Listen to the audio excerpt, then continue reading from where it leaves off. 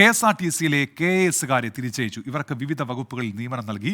General manager തസ്തികയിൽ നിയമിതരായിരുന്ന 3 പേരെയാണ് ഇപ്പോൾ തിരികെ അയച്ചിരിക്കുന്നത്. ഉമേഷ് ബാലകൃഷ്ണൻ ചേരുന്നുണ്ട് തിരുവനന്തപുരത്ത് നിന്ന്. വീണ്ടും വാർത്തകൾ വിശദാംശം. ഉമേഷ്, ഈ ഒരു പ്രൊഫഷണൽ ടച്ച് നൽകുക KSRTCക്ക് എന്നതായിരുന്നല്ലോ ഈ നിയമനവുമായി ബന്ധപ്പെട്ട് പറഞ്ഞിരുന്നത്. പിന്നെ എന്തുകൊണ്ടാണ് ഇപ്പോഴൊരു മാറ്റം, ഉമേഷ്?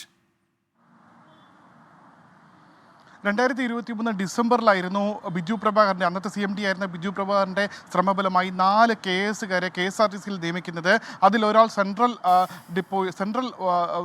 യൂണിറ്റിലും ബാക്കി 3 പേരെ 3 വിവിധ മേഖലകളിലേക്ക്, അതായത് 3 മേഖലകളായി തിരിക്കുന്നു. സൗത്ത്, സെൻട്രൽ, നോർത്ത്, ഈ 3 മേഖലകളായി തിരിച്ച് 3 മേഖലകളിലെയും ജനറൽ മാനേജർമാരായിട്ടാണ് ഈ 3 പേരെ നിയമിച്ചത്.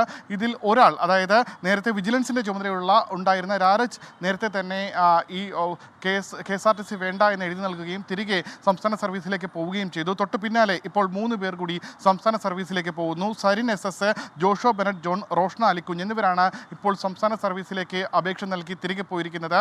ഇവർക്ക് KSRTC എന്തായാലും പ്രൊഫഷണലിസം ആക്കാൻ കഴിയില്ല എന്ന് അവർക്ക് തിരിച്ചറിഞ്ഞുകൊണ്ടായിരിക്കണം 1 വർഷം പോലും പൂർത്തിയാക്കുന്നതിന് മുമ്പേ സർക്കാരിന് അങ്ങോട്ട് അപേക്ഷ നൽകി തിരികെ സർക്കാരിൻ്റെ വകുപ്പുകളിലേക്ക്, പൊതുഭരണ വകുപ്പിലടക്കം അപേക്ഷ നൽകി തിരികെ പോയിരിക്കുന്നത്. ഉമേഷ് ബാലകൃഷ്ണനാണ് വിവരങ്ങൾ നൽകിയത് തിരുവനന്തപുരത്ത് നിന്ന്.